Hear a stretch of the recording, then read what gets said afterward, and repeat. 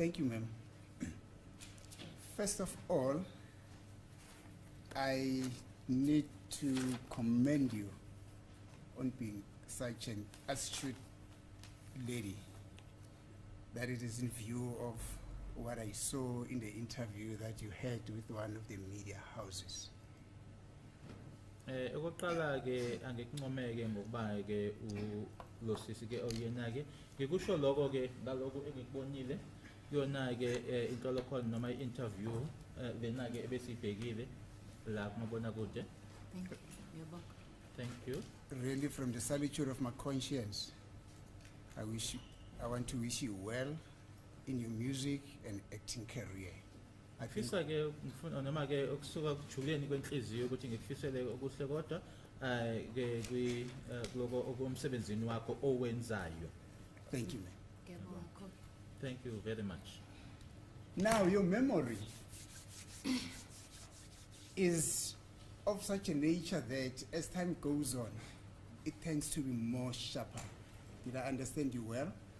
Ngabe ngikuzwe kahle yini ukuthi indlela ke okukhumbula ngayo noma ke mase sebenzisa igama lesilungu ke imemory yakho ukukhumbula kwakho ukuthi ke iya nje iba ngcono ngokuhamba kwesikhathi. Angeke ngikwazi ukuphawula kuleso statement sakho wena ubona indlela yakho obona ngayo le. I wouldn't be in a position or able to comment on that statement. That is your view.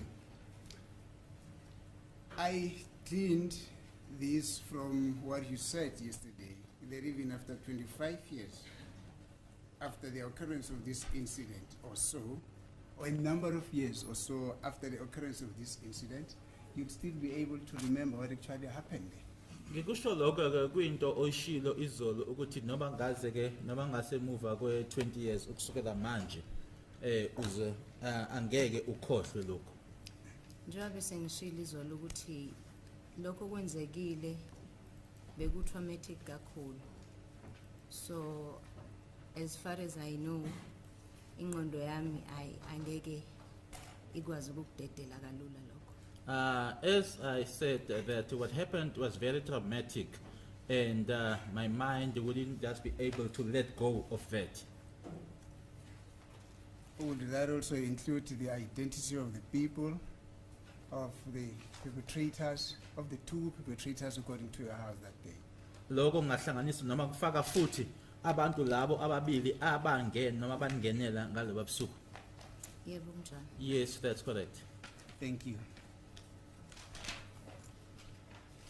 Now, in terms of that trait, I would take it that you are telling this court that you will also not forget how the perpetrator who was in possession of the firearm on the day in question looked like. Kulokho ke ngithatha ukuthi ke awungeke futhi ke umkhohlweke nalona owayephethe isibhamu indlela ke awayebukeka ngayo. Kunjalo. That's correct. Thank you. And this you are basing on the description of how he looked like that you have already told this court about. Ukusho lokho ke kuloko obosokutshele inkantolo vele ukuthi ke waye kanjani noma wayebukeka kanjani. Yebo kunjalo. Yes, that's correct. Thank you. Now, on the basis of just this, what we've spoken about, would you be in a position, in an event, that you see the perpetrator with a firearm on that day in question, when you happen to come across the street or anywhere else, would you be able to identify him? Uma ngabe lona ke owayephethe isibhamu ngaleli langa ngenzeka ke ukuthi uhlangane nje naye emgwaqeni noma ikuphi nendawo ungasho ukuthi uyena lo. Njengoba sengishilo izolo ukuthi njengoba seku 8 years to 9 years. Over time abanye abantu ba gain weight, abanye ba gain complexion, abanye bayayiluza. As I've already said that it has been 8 years to 9 years. People, others gain weight, others get a complexion, others lose that complexion, Abanye baphinde bashintsha ama hairstyle. others change hairstyles. kodwa umuntu uma uke wahlangana naye esigamekweni esifana nalesiya, igazi nemizwa nakho konke okusemzimbeni kuyasho. But in a situation or an incident like that, when then you meet that person again, the blood, the feelings, the body just tells. Now, I'm getting a bit confused when you say the blood, the feeling, and the body just tells. Would you explain that a bit? Mungachaza nje lokho ngoba kunokungidida ke uma ukhuluma ngegazi, imizwa, umzimba. Njengoba ngisho nje baba ukuthi sinama emotions. Into eke wafika endaweni ethile yenzeka kuwena, especially of that magnitude. Khona into eyenzekayo emzimbeni. Angeke ngikwazi ukuyichaza ukuthi njani, but ikhona into eyenzakalayo. As I've already said, to say that we've got emotions, and once something of that magnitude happens, and once you encounter it again, that it just tells, but I can't explain to you as to how, but the body just tells. I'm still in the dark, but I don't want to make an issue out of this now. But the question was, would you be in a position to identify the first intruder who had a firearm in his possession according to your house on that day? I think that was my question. Umbuzo wami ke usamile wona ke kuwena ke ukuba ukuthi uma ngabe ungambona futhi loya owayephethe isibhamu ngaleli langa ungamkhomba yini uthi uyena lo? Yebo ngamkhomba. Yes, I would be in a position. Thank you. Now, you have used a very interesting, in the interview that you had, that was played here at court yesterday, you used a very interesting way. You were saying the police were fishing in the same pond. They kept on fishing in the same pond for over more than 7 to 8 years. Kunaleli gama ke olisebenzisileyo ku interview izolo ke uzochaza ngalendlela atsho ngayo ngesilungu ukuthi amaphoyisa afisha kuphonde yodwa noma abheke nje kuhlangothi olodwa kuphela isikhathi esingango 7 to 8 years. Would you then agree with me that in that 7 or 8 years where the police were fishing, they threw in a net hoping to come out, or hoping that that net will come out with the person who you identified as a first intruder, and up until the first intruder had a firearm, and up until now, their net keep on coming empty in respect of the first intruder? Please, my lord, I really don't understand the purpose of that question. Correct. The fact that the police have been investigating for 20 years in the same pond, she says 8 years. It doesn't follow that if they don't find what they are looking for, then it's consequently could be said it is impossible, ever. I don't understand the basis of the objection, my lord. Repeat your question, then he will tell you why he objects me. Thank you, my lord. Ma'am, on the basis of what you have just said with regard to the police fishing in the same pond for almost 7 years, would you agree with me that after they casted their net in this pond that you spoke about for a period of 7 years, the police had not been able, up until now, to come out with a person who you would identify as the first person or the first perpetrator who got into the house who had a firearm in his possession? That's precisely the objection, my lord, that the accused have been arrested. It's for the court to make that determination. It's not for the witness to make that determination. Why do you say, will you agree with me? Yeah, that's the problem with your question. That if it is for 7 or 8 years, Yes, in madam. that period that the police were fishing in the same pond, it means that they will never arrest the person who she was able to identify as the first suspect. Just listen to the logic in that submission. You are actually making the statement. You say, will you agree with me? Yes, my She's lord. not making that statement. Yes. That's the problem. Yes.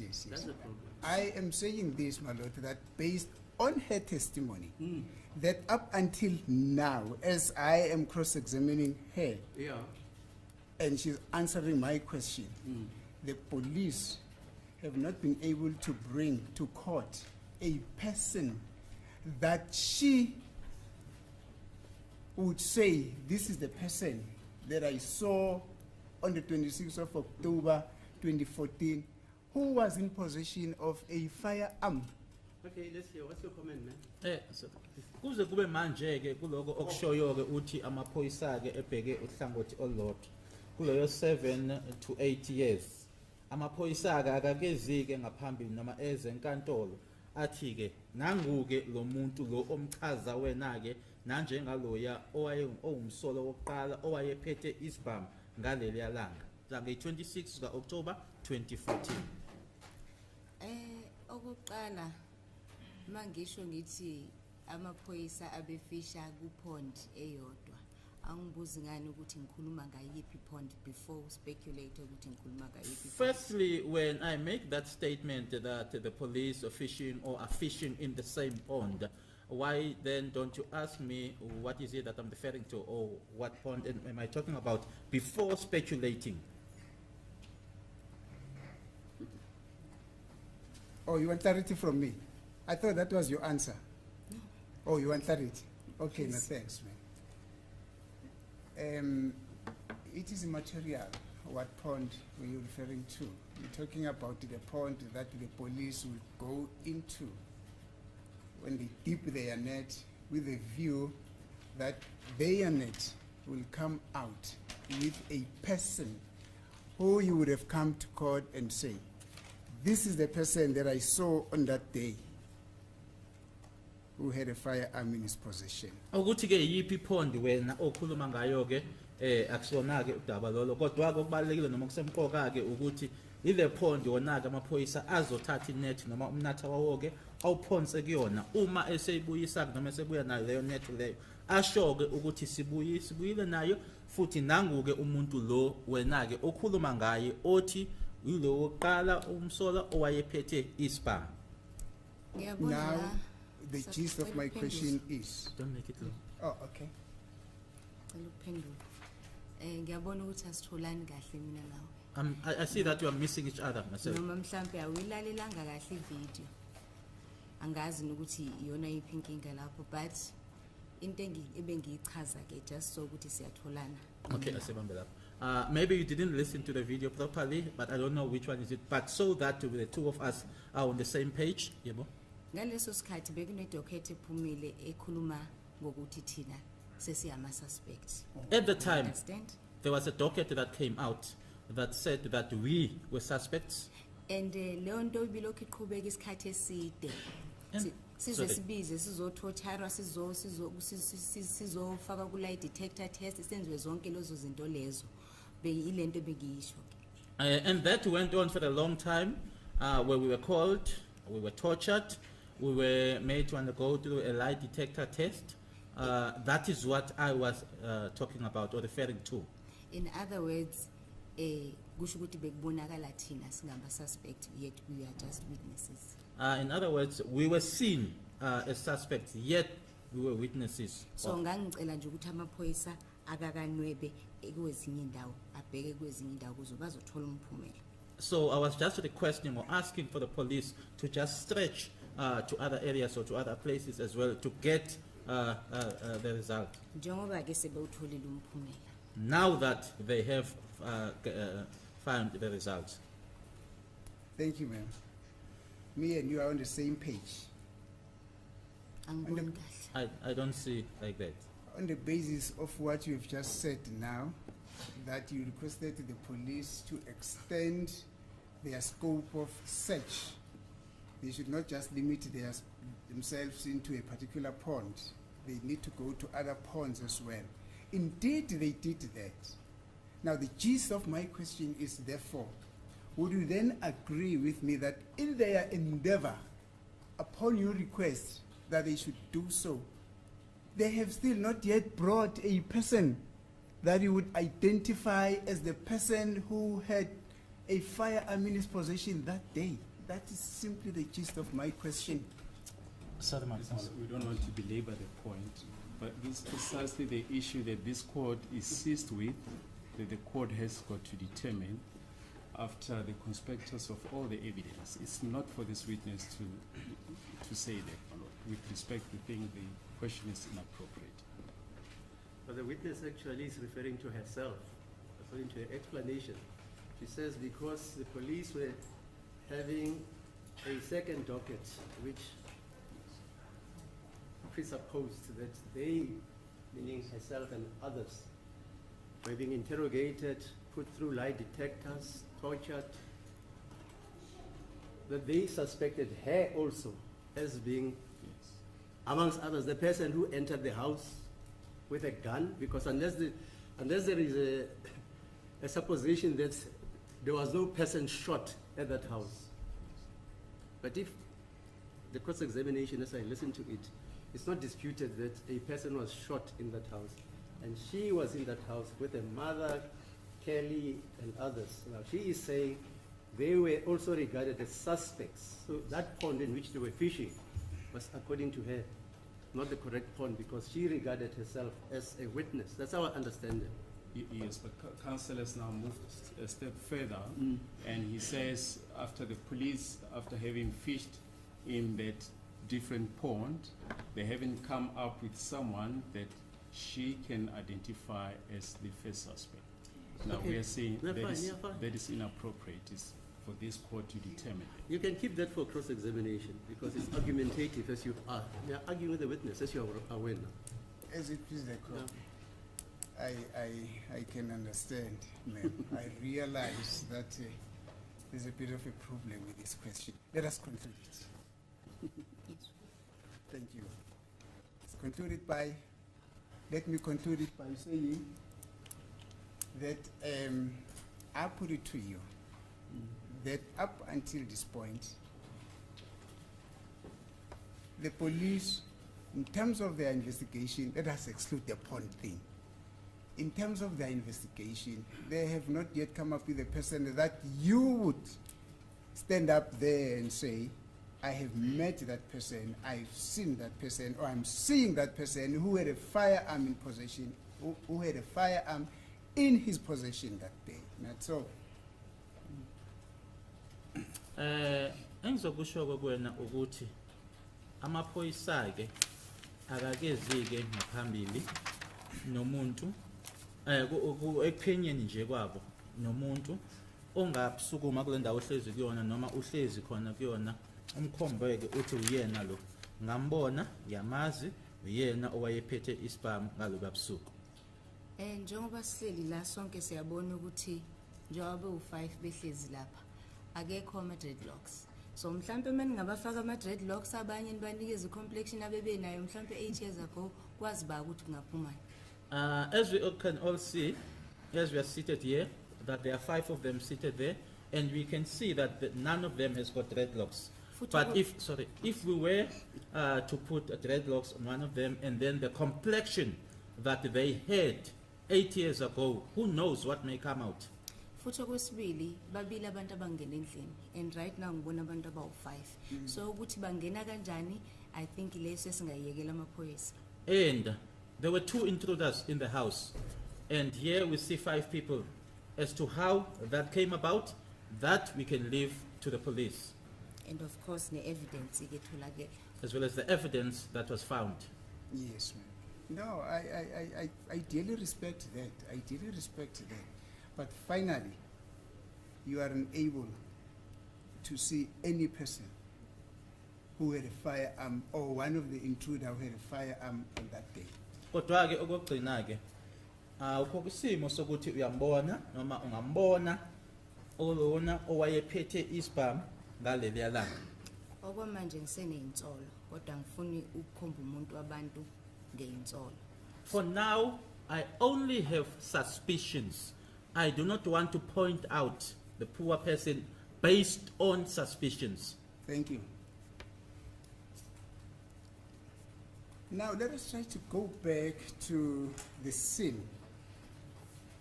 You say Tumelo had a POP, not so, that is a plaster of Paris, not so? Uthi ke uThumelo wayene POP. Concord, cement. Eh? He had a plaster of Paris. I think ukhuluma ngoKhonkolo. Yebo kunjalo. That's correct. Yes.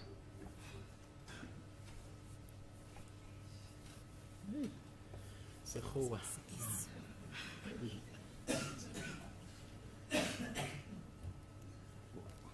Or he had a cement.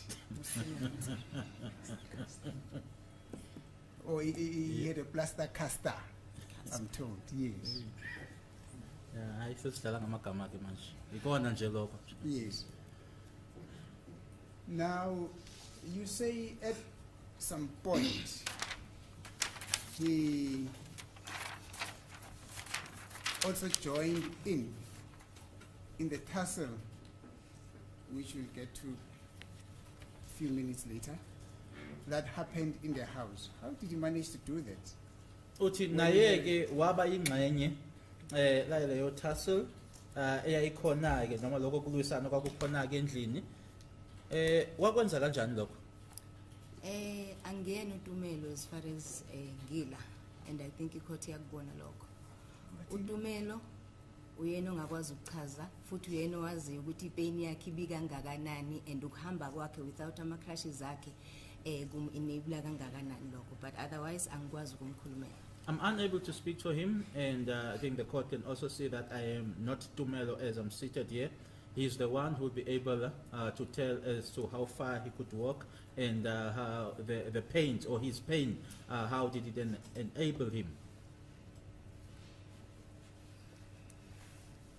When he joined the tussle, did he use his crutch or he just walked without the crutch? Uma ke eba ingxenye yaleyo tussle lokho kulwa lokho okwakwenzeka ke endlini wayehamba ngecrutch ngama-crutch noma wayehambela nje ngaphandle kwawo? Anginakanga, kodwa into engikhumbulayo ukuthi elilodwa lakhona lalilapha phansi. I didn't notice, but what I do remember or recall is that one of the crutches was on the floor. How many crutches was he using? Wayesebenzisa mangaki? Ayimabili. 2.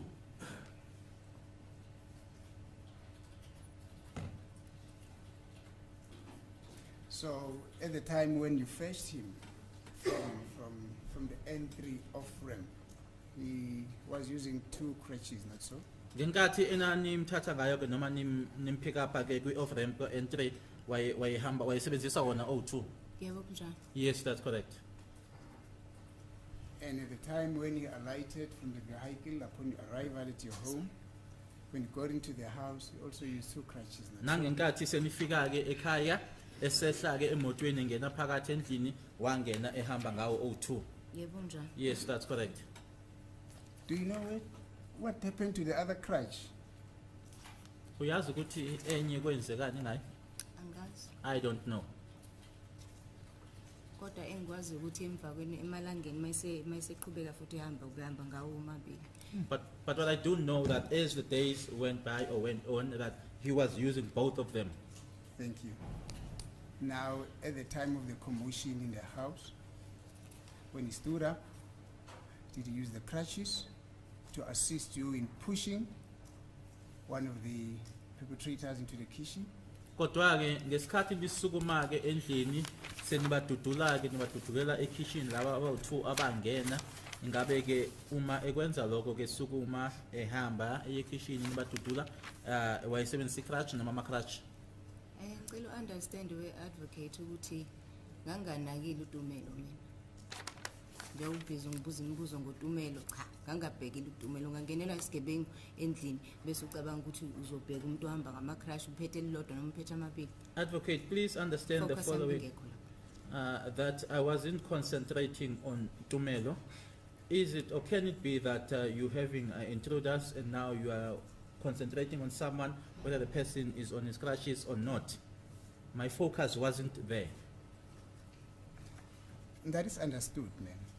But please, we also in a position that we should understand what actually happened in the house. And it is unfortunate that part of our understanding or the means through which we can only understand what happened in the house is through your testimony.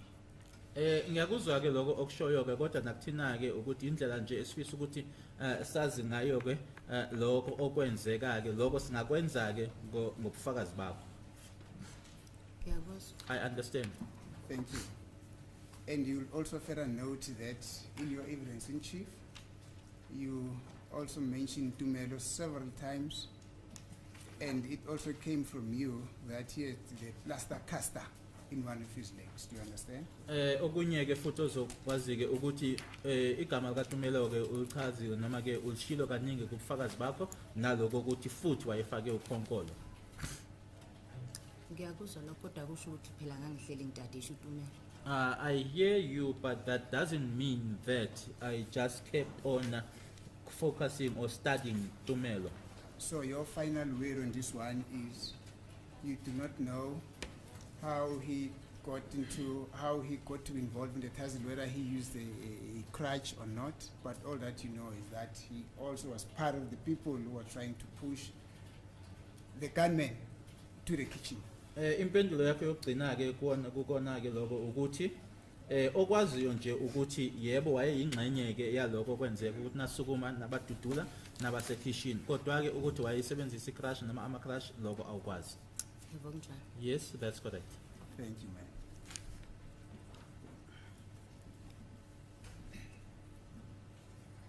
Now you are seated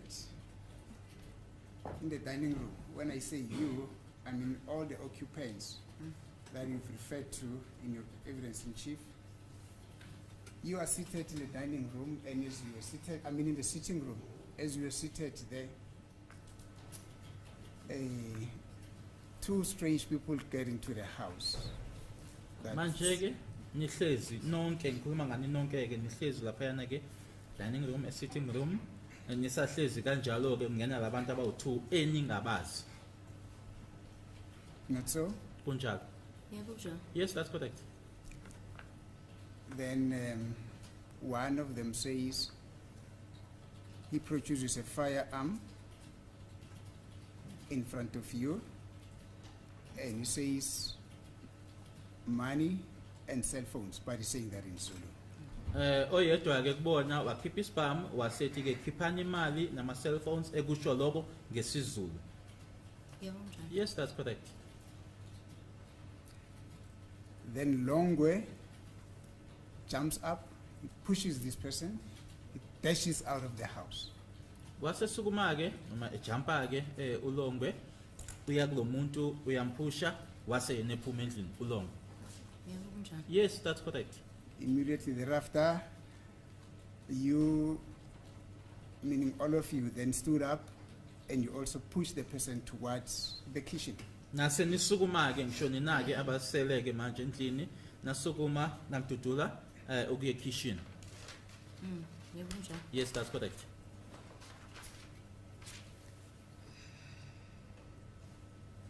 I've tried to fathom, I've tried to imagine how this pushing could have happened, but up until now, I'm failing.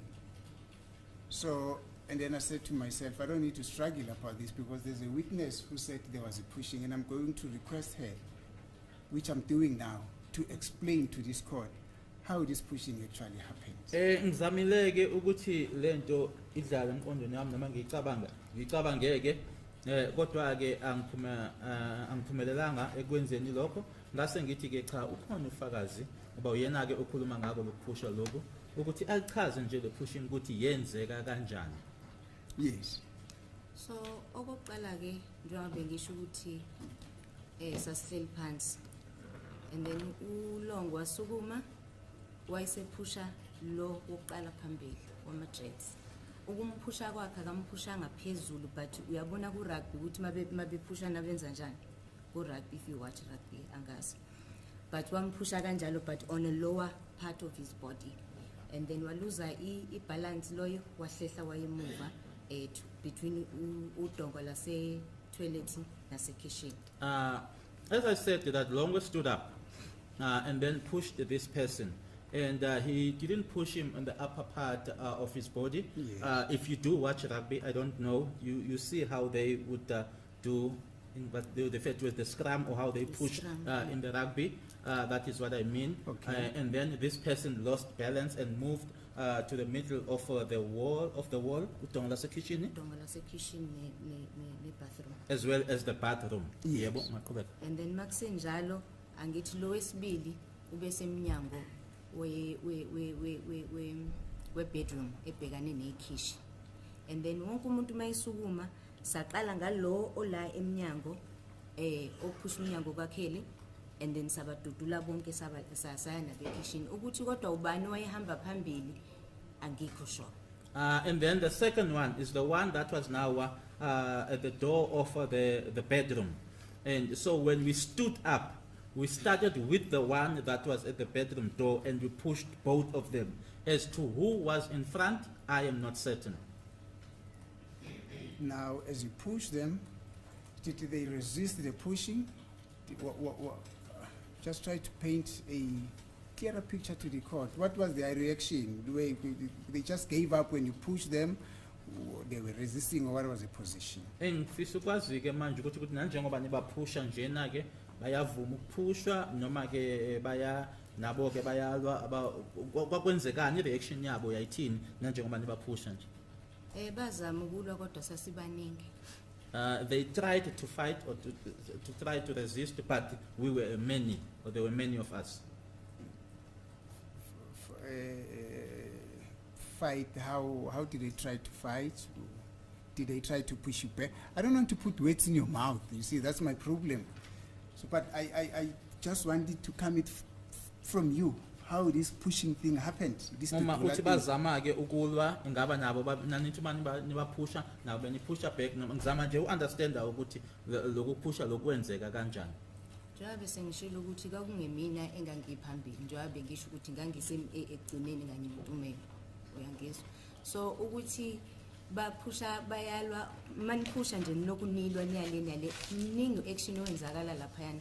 So I can't say precisely ukuthi waphakamisa isandla wasehlisa wasisa phansi wasisa phezulu, cha ngangakurikhodi konke lokho. As I said, that in all of that, myself and Tumelo were at the back. So I am in no position to say as to how they did that, because when there's this fighting or pushing, there is a lot of action that is happening. I'm in no position to say that they would raise his hand, put his hand down. I cannot give that detail. Okay, no, thank you, ma'am. Now, ultimately the pushing ended up or got stopped, or it stopped at the point where both perpetrators, now that's according to your testimony, both perpetrators or intruders landed with their backs at the kitchen door or on the kitchen door. Kwase kuma-ke lokho-ke noma kusengasaqhubeki-ke uma bobabili-ke manje sebefika noma sekufika-ke kwisivalo sasekhishini, bobabili-ke manje sebeze ngemihlane yabo esivalweni. Mawuthi kwakuphele lapho uchaza ukuthini? When you say that it stopped, what do you mean? No, I mean, when they were being pushed, they were pushed up to the kitchen door, Ngisho where ukuthi they baphushwa- landed with their backs on the kitchen door. Ngithi-ke baphushwa baze bayofikelela-ke emnyango laba bezeleke umnyango ngemihlane yabo. Yebo njani? Yes, that's correct. And upon landing with their backs on the kitchen door, that would mean that their faces were facing towards the greater portion of the house. Kusho ukuthi-ke uma beme kanjalo-ke bona-ke laba babheke indlu le noma babheke phakathi endlini. Yebo njani? Yes, that's correct. Was there assault in the process of the pushing? Kuloku kuphusha lokhu kwakukhona ukushaya okwakukhona. Kwakukhona ukushaya ngendlela ethile. In some manner, Yes, there was some assault. Can you tell this court about it? Who was hitting who? And Awutshele how? lenkantolo kwakuwubani eshaya bani? Njengoba sengichazile ukuthi nami ngazama ukushaya noTumelo wayesethatha icrash kumina kwawuyena okwazi ukufikela ukuthi ashaye. So kwabanye abantu angazi ukuthi umuntu yena washaya kanjani nakhona futhi ngakunakile lokho. As I've already said that I tried to assault and then Tumelo took the crash from me and assaulted. And as to with regard to the other people, I cannot say who assaulted how because I wasn't noticing or didn't take note of that. Thank you. Let me put it this way. Before the two perpetrators were ultimately pushed towards the door, that is, in other words, before they could be pushed to the door, before they could arrive at the door, did any assault take place? Ngaphambi kokuthi bafikeke emnyango ingaba khona ukushaya okwenzeka. Njengoba sengishilo ukuthi ngangingekho phambili ngangisegcineni so angibonanga.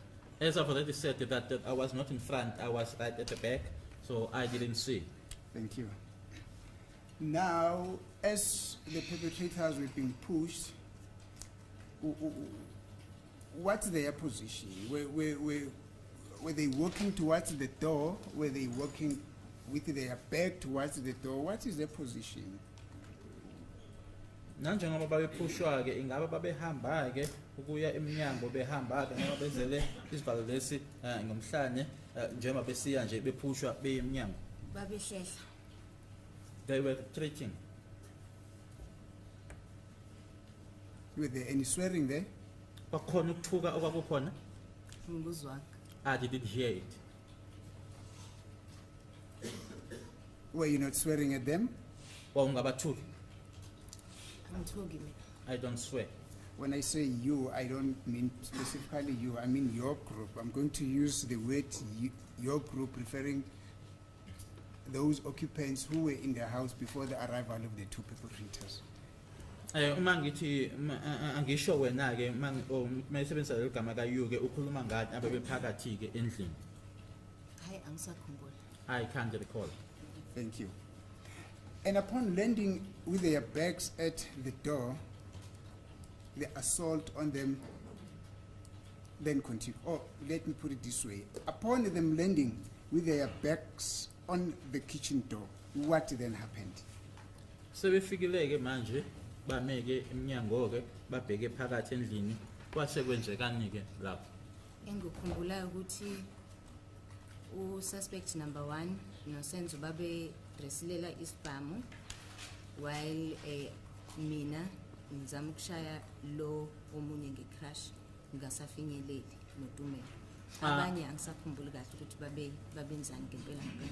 What I do recall is the first suspect wrestling with the deceased for the firearm, and then myself trying to assault the second suspect together with Tumelo.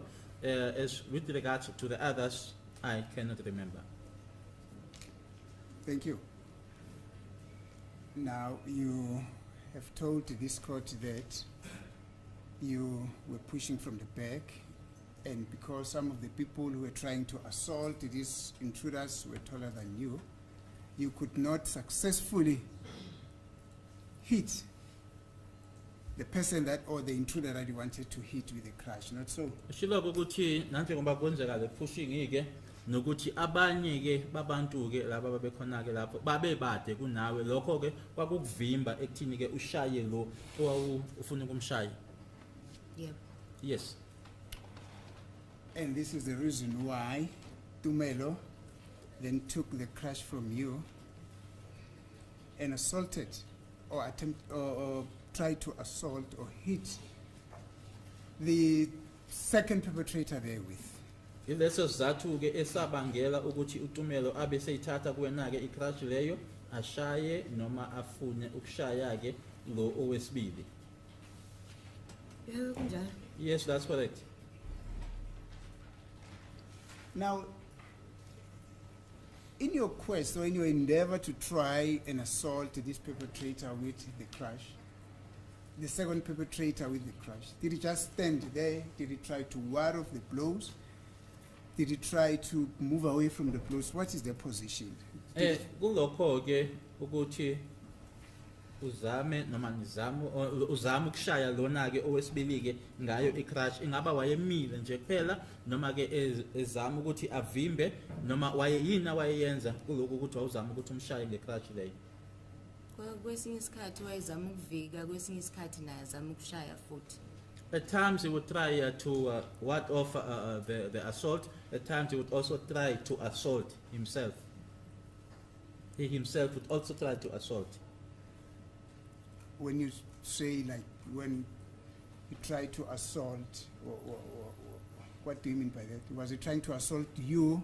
Ezama ukushaya wena, Owayephambi kwakhe. the one that was in front of him. How did he attempt to do that? How did he try to assault him? Ekwenza kanjani lokho? Mangisho njalo kuningi okubekwenzeka laphayana, so I can't really specify ukuthi wayifinyinqindi noma wayiphakamisa noma washaya ama low blows, cha angikwazi ukusho. When I say that, I'm in no position to give a description as to whether he had, it was with his fist, it was trying to hit with low blows. I cannot tell. Kodwa Because there was a lot that was happening there. kodwa kwakuliwa. But there was fighting. Thank you, ma'am. It's well understood. You know, the reason why I'm asking this is because I think my colleague for accused number 1 and 2 asked you whether the second perpetrator had anything in his possession, and then you said you did not see anything. Did I capture you well there? Imbangela ke ukuthi ngikubuze lokhu ingoba ke oqeda ukubuza manje ke ummeli imibuzo noma oqede izolo ke ummeli kaMsola woqala nowesibili wakubuza noma ukubuzile ke ukuthi lo owesibili khona yini isikhali awayesiphethe kuwena wathi cha. Yes, she said she did not see. Wathi awuzange ukubone. Iqiniso lo. That is true. Because this is what Mthokozisi would come and tell this court. I see you smiling. This is what Mthokozisi would come and tell this court, and the state is going to call him. He would say that the second perpetrator had a firearm in his possession. I'm sorry. Had a knife in his possession. Ngoba ke naku okuzokhulunywa uMthokozisi bazombiza ke abombuso nanjengofakazi ukuthi lo wesibili yena ke wayephethe ummese esandleni sakhe.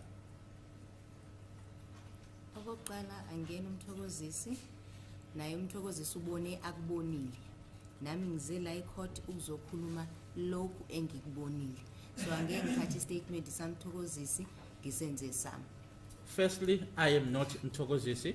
Mthokozisi will tell this court what he saw. I am here to tell this court what I saw. I won't take Mthokozisi's statement and make it mine. And njengoba kunjena nje njengoba bengilokhu ngisho lokho kushoyo angikubonanga. As I said, that which you are saying now, I didn't see. So you are saying your version is you did not see a knife in the possession of the second perpetrator. Wena ke okushoyo ukuthi ummese awuzange ubone uphethwe kulo wesibili ususpect. Cha angizange ubone. No, I didn't. That is even at a time when your group was assaulting him and he was trying to. Please cancel. Make progress. The witness says she never saw a knife. As it is the court, my lords.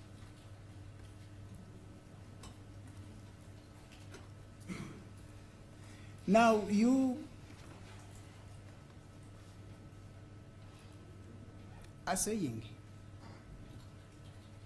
that because of the fact that you a little shorter and there were other people who were in front of you, and you were at the back, that's your version, not so.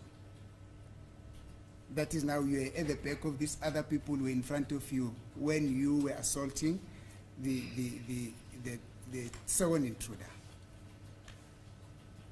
Uthi umfishi ngoba umfishane wawusemuva futhi ke kwakunabantu abebephambi kwakho ngalesikhathi wena ke ushaya noma uzama ukushaya lona owesibili. Yebo njalo. Yes, that's correct. And there was a commotion there. kwakho lokhu kulwisana-ke noma lokhu ukwresla kwakukhona-ke. Yebo mnjalo. That's correct. Now, at what point were you then able, or were you unable to then see his face, the Manje-ke second perpetrator, when you were at the back and other people were in front of you? uma kuwukuthi-ke wawusemuva kunabantu abaphambi kwakho ubuso bakhe-ke ubone nini? Njengoba bengisho naphambilini ukuthi mude ukudlula abantu abaningi abebelapha endlini. As I earlier on or previously said that he's tall, taller than the people that were in the house. So ukumbona kwakulula kakhulu. So it was very easy to see him. Okwesibili, la bengihleli khona kulo position ebengihleli khona. Kwathi makuvule kumnyango lapha. Umnyango obviously awubona ukuthi ubani ongena up until umuntu azavala umnyango. Yakhumbula ngisho lokho. Do you remember me saying that where I was seated, the original position where I was seated, when someone opens the door, you're unable to see as to who is coming in up until the person closes the door. Ukongeza futhi lapho labantu mabengena endlini abanokhanga. Thina elokishini mawuzongena emzini womuntu uyagokota. So ngangifuna ukwazi ukuthi ubani lo ongena onganokhile so ngapopola ngathi. And to add on to that, in the town, these people didn't knock when they came in, and in the township, we knock when you enter someone's house. So I wanted to see who is this who is coming in without knocking, so I peeped through. Ilapho ke ngambona khona. That's where I saw him. Futhi ngabona ukuthi kusho ukuthi akayedwa lo phambili babili. And then that's where I then realized that this one that's in front is not alone, there are two. You say the sequence in which they got into the house was that the one where the firearm in his possession was the one that was walking in front, and the second perpetrator with nothing in his possession was behind the one with the But firearm. indlela abangena ngayo le ukuthi lo wayenesibhamu waqala yena, lo owayengaphethanga lutho walandela. Yebo mnjalo. Yes, that's correct. Now let us get to the attire that the first perpetrator with the firearm had. How was it clothed? Asizeke lokho ababegqokile-ke lona yena owayephambili ephethe isibhamu wayegqokeni. Njengoba bese ngishilo ukuthi emva kwa 8 years into ezincane njengama details ukuthi ukhala bani ijezi noma yini they slowly fade. As I've already said that it's in the period of 8 years, the finer details as to the color, the jersey, those fade away. But into enganyamalala ubuso bomuntu. But what doesn't go away or what doesn't fade is the person's face.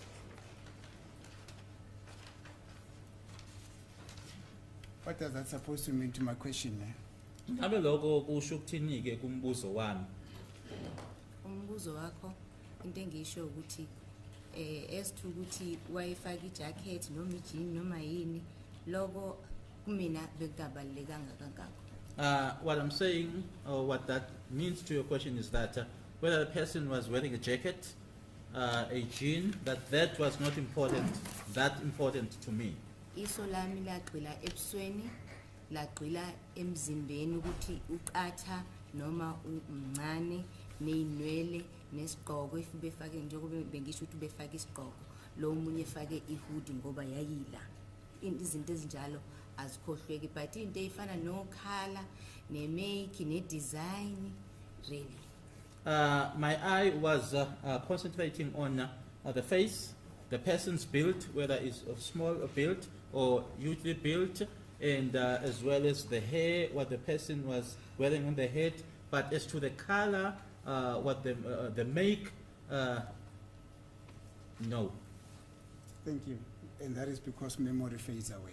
Logo kwenziwa noma logo kungenxa yokuthi ke imemory iya fade. hayi yonke, Not all of it. minor details.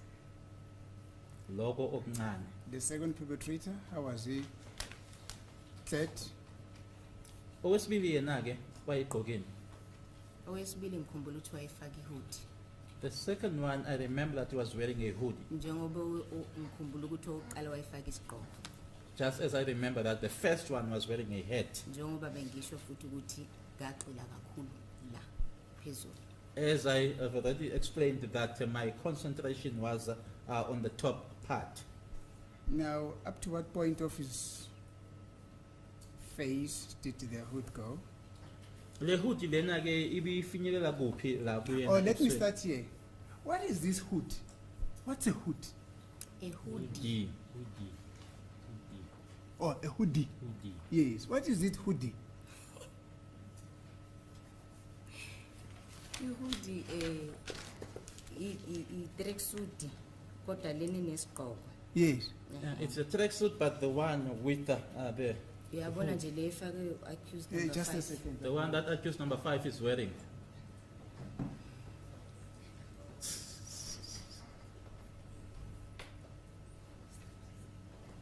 Something like this. Yes. Oh, this is a hoodie. Hoodie. Okay, thank you. So the second perpetrator is something like this. Unjani? That's correct. Now, did this thing that appears to be a head on the hoodie, was it on his head? Was this portion on this garment that appears to be a head? Maybe this is the hoodie, I don't know, but this portion, was it on his head? Head or head? Head. Okay. Head. Beyayila kuyena ekhanda. Yebo kunjani? Yes, that's the case.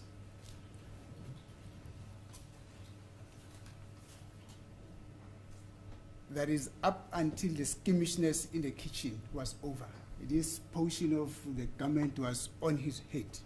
Loko kwaze kwayophela lokhu okwakwenzeka ekhishini ihoodie leyo ikuyena ekhanda. Lokho angeke ngibe nesiqiniseko sakho kodwa mina mengisuka ekitchen ngibalekela ebathroom. Ngayishiya isa on. That I won't be certain about, but when I ran from the kitchen to the bathroom, it was still on. And despite the fact that, you know, I'm tempted to request you to demonstrate this court. How did it like it, you know? Ungayigqoka nawe emnumzane ngizokubonisa. You can also wait, I'll show you. The rules of court do not allow me to do it, you know. Nami angeke ngikwazi ukuyifaka ngoba nginesitayela sami esihle kabi ngisebenze kanzima ekuseni ngisilungisa. I also won't be able to put it on because I worked very hard. I've got this beautiful hairstyle that I have on. Okay, no, it's fine. We leave it at there. I don't want to interfere with all those morning efforts, ma'am. But thank you.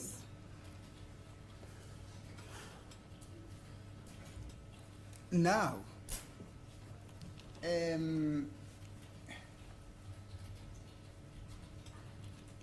you say, you testified in your evidence in chief that as you were in the bathroom, that is, before you could run to the bathroom, there was a first shot that was fired in your presence while you were in the kitchen, and when you got into the bathroom, you had two other further shots, not so? Oshilo ukuthi nkathi usesekhishini isibhamu saqhuma uma use bathroom ke saqhuma kabili futhi use bathroom. Yebo njani? Yes, that's correct. Thank you. Now, the police came. This is just the background of my question. The police came the following morning. They were able to retrieve two exhibits that were allegedly fired from a firearm. Amaphoyisa afika ke kulandelelayo ke base bethola ke lokho kubizwa ukuthi ama-exhibits amabili ke so asithi ke ey'hlamvu ke ezadutshulwayo ke noma ey'phuma kwisibhamu leso ke esasetshenziswa khona lapha. Now, as you went on, some days thereafter perhaps, as you went on to clean your place, you know, shifting the sofa, the things in the kitchen there, you know, doing spring cleaning, did you ever find, or did you ever find another exhibit? It could have been yourself or any of your family member that you would have alerted the police with? Uma sekuhamba amalanga ke seniqoqa ke seniklina ke endlini nenza lokho akubizwa ukuthi ke i-spring cleaning, ingaba kukhona yini ubufakazi obatholakala ke enani ngathi ke nazisa amaphoyisa ukuthi sithole lokhu noma ngithole lokhu ngathi ngiclean endlini? Okokuqala akusimini ngaclean endlini. The last place I wanted to be in kwakuyiLeandro. Firstly, I'm not the one who cleaned the house. That was the last place I wanted to be at that house. And at this point angazi ukuthi ubani waclean endlini. At this point, I don't know as to who cleaned the house Ngoba futhi kwakungabalekile kumina. because that wasn't important to me. And engikholelwa ikona ukuthi amaphoyisa akuthola lokho akuthola ecinga futhi angazi ukuthi ayicingani kahle kahle ibona sempre engasichazela. I think the police found whatever it is that they found, and I don't know what it is that they thought, so they are the ones who will be able to explain or tell us.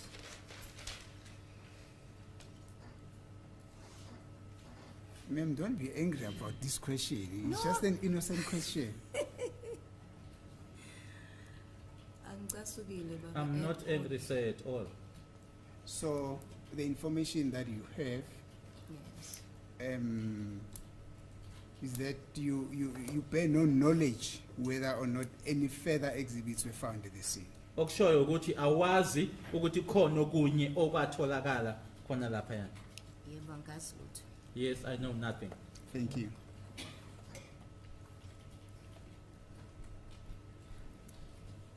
Ma'am, I would finally want to put the versions based on the statement that the state gave us in preparation of this case.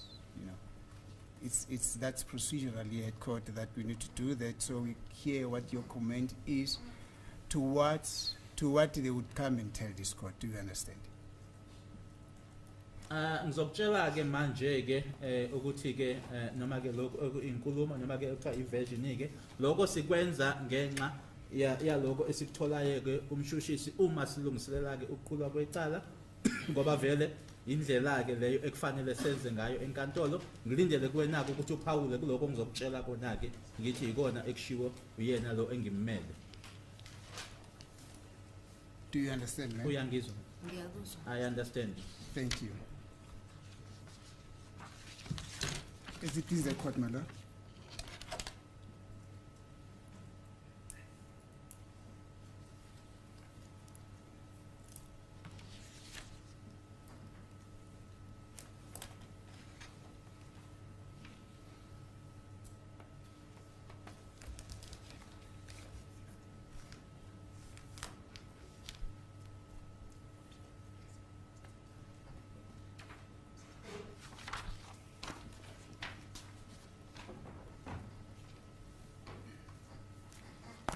Now,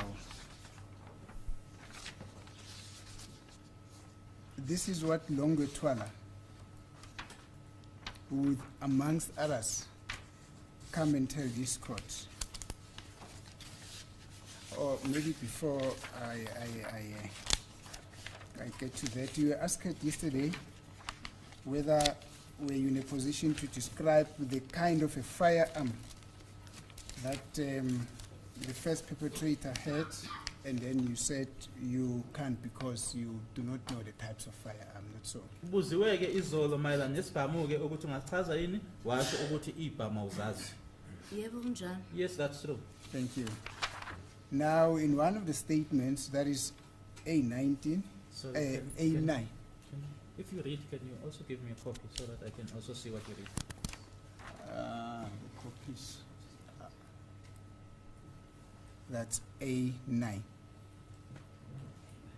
Yes, thank you, Mr. Sibande. I know this has got nothing to do with you, but in just a holistic approach, which would form part of our argument at the end of it all, you would say, I think that is paragraph 4. It starts on paragraph 4. That's paragraph 4.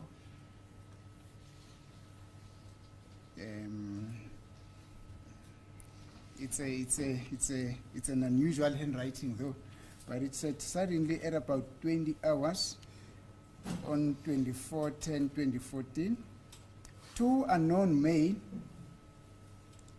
entered their house. 2 unknown boys came in to their house. There is it.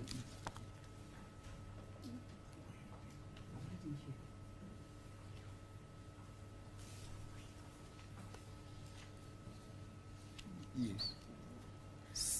Suddenly, at plus minus 20 hours, on 26 October 2014, 2 unknown boys came in the house.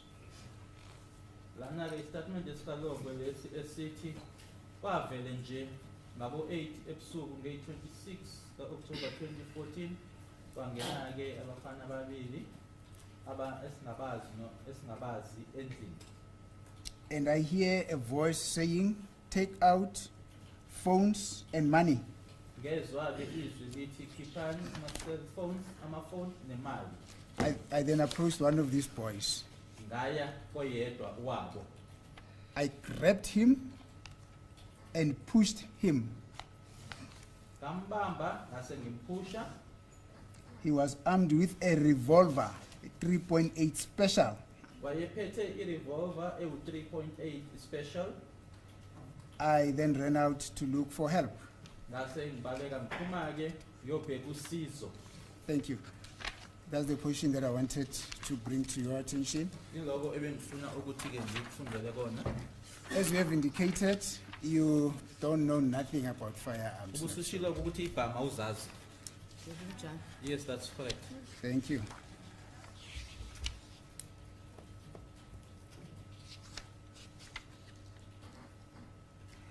Now, he also made a further statement. Yeah.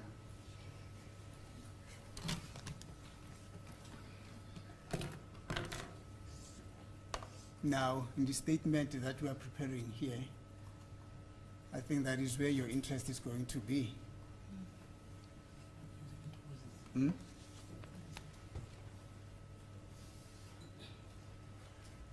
As it please the court, my lord,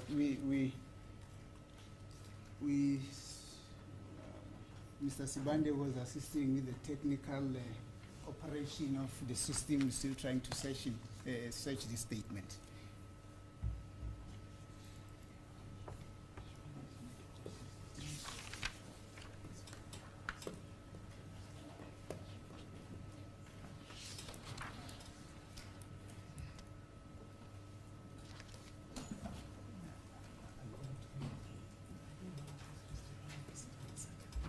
No, I don't know what is happening.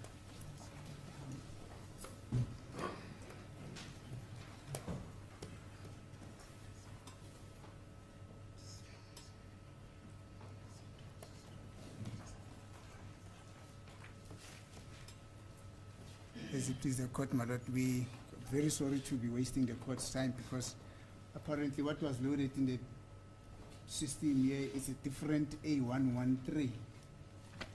So the state is trying to assist us with the retrieval of a relevant A113. You can read, sir. You can read.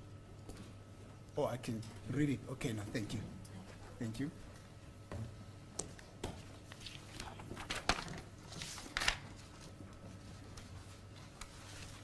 Now, on paragraph 5 of this A113, the this is what he says, or this is what Longo will come and tell this court. He will come and tell this court that just as Kelly was about to tell the joke, I noticed two black guys, yes,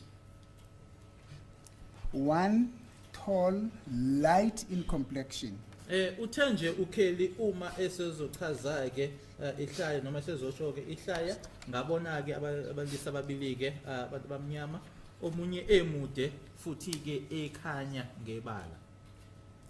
Maybe just before you comment on this, let us go back to a description of the perpetrators in their house, or the perpetrator, the intruders who got into your house. Let us start with the first perpetrator who had a firearm. What was your description of him? Ngaphambi kokuthi ngiqhubeke ke ngofunda le ngifundayo asibuyele umuva ke umchaza ke lo omfishane ke noma lo wayephambili ke ephethe isibhamu uthi uye wathini uma umchaza? Ngithe lo qala phambili ube nama-dreads acishe ukufika entanyeni between intamo namahlombe, ngathi ube namehlo amakhulu aphumele ngaphandle, ngathi ube nama-facial contours. Okay. When I described the first one, I said that he had dreadlocks that reached almost reached his neck, between the neck as well as the shoulders. He had big protruding eyes as well as facial contours. Ube ngemuntu, ube ngemfishane kakhulu. He wasn't tall. He was also not very short. Yes. Ngathi ubethwele isigqoko. And I also said that he had a hat on.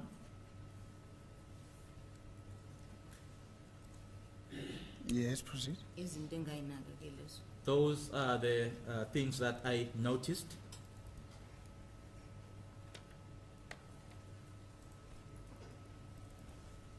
What was his color in terms of your evidence in chief? What did you say his color was? That you Ubuthe told ke this court about in your evidence complexion in yakhe chief? enjani yona ke? Ngathi ube darkish nje. I said he was darkish.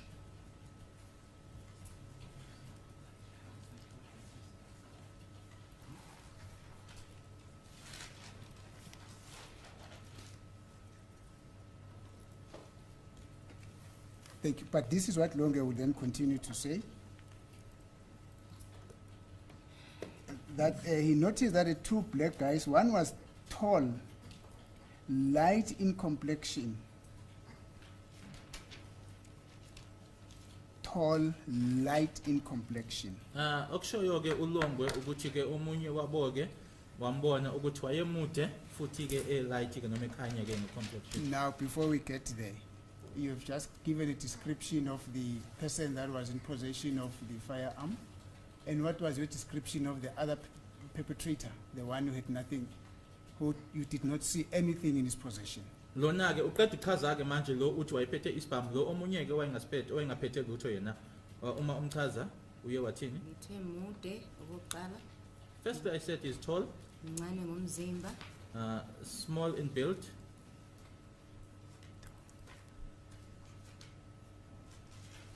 yeah. unentshebe ekekelezile kanje. He had a mustache that goes right around his mouth.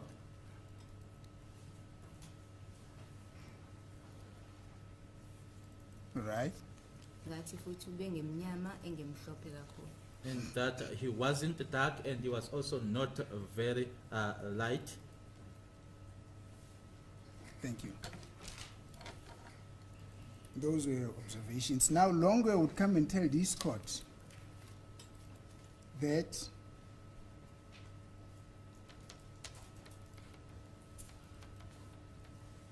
the tall guy who got into the house, that is now according to his statement here, was light in complexion, and you're saying he was dark in complexion, not so.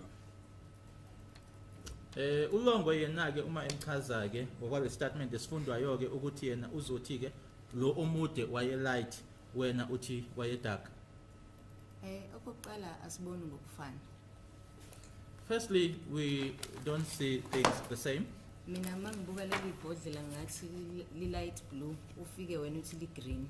Indlela wena ubona ngayo nami indlela engibona ngayo. The witness referring to the bottle that's right next to her, in front of her, that if I look at it, I would say that it is light blue. You would come and say that it is green. That is how you view or you see it.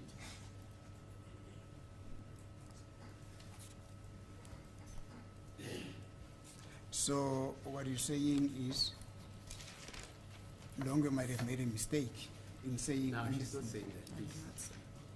She says, their observation. yeah, she says she's can't be expected to observe the things you're quoting for her. She has her own interpretation and observation, which she has told the court. That's why she says you may look at that bottle and you say, she says, I say it's light green, somebody says it's blue, Someone will come and say it's turquoise. somebody says it's turquoise. What would the other one say, my lord? Turquoise, that's what he says. Turquoise. You don't know the turquoise color. I'm hearing that term for the first time. Is it? As it please the court, my lord, but thank you. That will be what Longo would come and tell this court. But further on, he made another statement. But let me just read it. Hmm?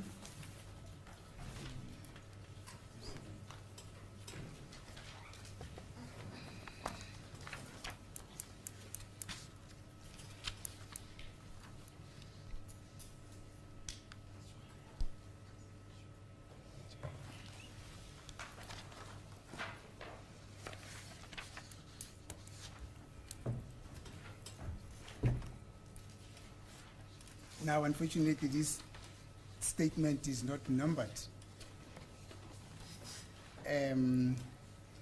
But there's a paragraph that I'm going to read out there.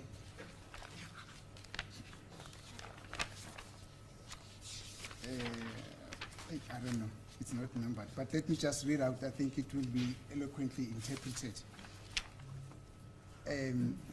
He says, in his latest statement,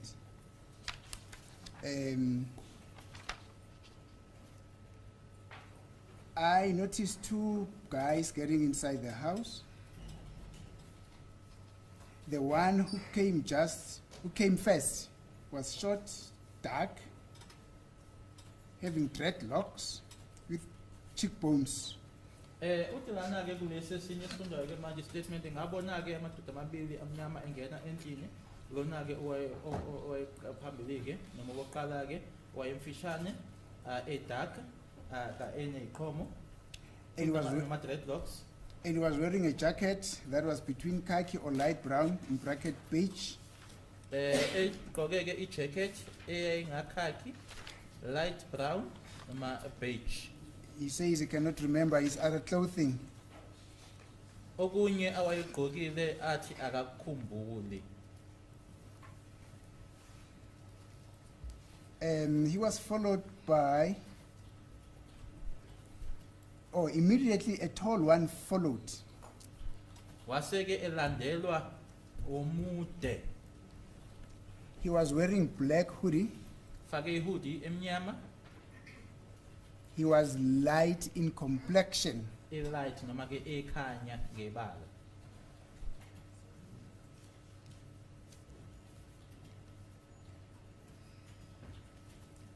That is to say, he still emphasizes that the second suspect who got into the house was light in complexion. Lana ke usagcizelela ke ukuthi lona omude waye light ngebala. Angeke ngimphikise ngalokho. Ngenzeka into njengoba sihleli la maybe 50 eRomini. Kuya ngokuthi wena ubone ujike nini wayibona leyo nto futhi wayibona kanjani and futhi from which angle. I wouldn't dispute it if that's what he's saying. Yes. It is possible that as we are seated in this room, there are about 50 of us, that you see something. When did you see it? How did you see it? From which angle? And when did you turn around to see it? And futhi sonke singabona into eyodwa kodwa si experience ngeindlela ezihlukahlukene futhi eziningi. We can all see the same thing, but experience it in different ways and many ways, Futhi ngeyikhathi engafani. at different times also. Yes. Thank you for that explanation, man. But then finally from me, on behalf of accused number 3, the state has also provided us with a statement that it had disclosed. Unfortunately, the name of the witness is not in the list of state witnesses there, but I realize that in the list of state witnesses at paragraph 113, the state says the name of certain witnesses have been withheld for security reasons. I presume this is the case with this witness. Kune-statement ke lana okugcina-ke kumina njengoba ngimele umsolo wesithathu. Kune-statement abasinikeze sona-ke kodwa-ke kuhlalwa amagama wofakazi angiliboni igama lalofakazi noma-ke asibhalwanga. Kodwa-ke khona la basho khona-ke kulolahla ukuthi ofakazi abathize amagama abo angeke achazeke ngezizathu zokuvikeleka. Now, this witness basically would come and tell this court, because the state is going to call him, will come and tell this court that on the date of the happening of this incident, he got a call from your sister Kelly. Lo fakazi uzoza-ke azotshela-ke ngoba bazombiza-ke azotshela inkantolo ukuthi ngelanga ekwenzeka ngaso isigameko ekwenzeka ngalo isigameko lesi wathola-ke ucingo olubuya kudadewenu uKelly. Unfortunately, as she tried to explain what was happening, there was a conversation breakdown. When they tried to call her back, they couldn't reach her. Ngeshwa-ke esachaza-ke noma esazama-ke ukuthi achaze ukuthi kwenzakalani kwase kukhona nje ukunqamuka-ke kwinkulumo leyo yabo uma esezama-ke ukuthi abuyele kuyena-ke akazange amthole.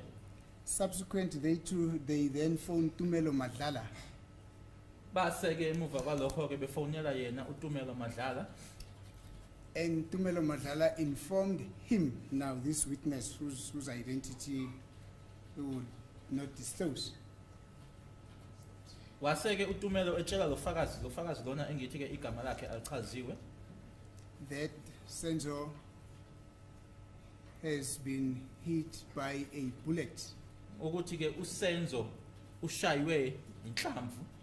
And this happened as Senzo was trying to intervene or separate a fight that was happening between yourself and Longwe. Futhi-ke lokho kwenzeka kathi-ke uSenzo ezama ukuthi avimbeke noma ahlukaniseke ifight noma ukulwa-ke okwakukhona phakathi kwakho kanye noLongwe. That is the information that is contained in the statement. Do you have any comment, ma'am? Iloko-ke okukulesi statement ingaba khona yini ofisa ukusho. Okokuqala mina noLongwe sasingani. Firstly, Longwe and myself were not fighting. Sasi happy kabi mina noLongwe we were in a very good space. We were very happy, myself and Longwe. We were in a very good space. Ukuze ngimmeme ukuthi aze ekhaya lokho kuchaza ukuthi sase right mina naye. For me to have invited him to come to my home, Yes. that explains that myself and him, things were good between the two of us. Yes. So lesho yo manje hayi angiyazi. So that which is being said now, I know nothing about. Thank you, ma'am. That will be all from me on behalf of accused number 3. Ngiyabonga-ke. Hey, Justice, my lord, let me approach accused number 3. Yes.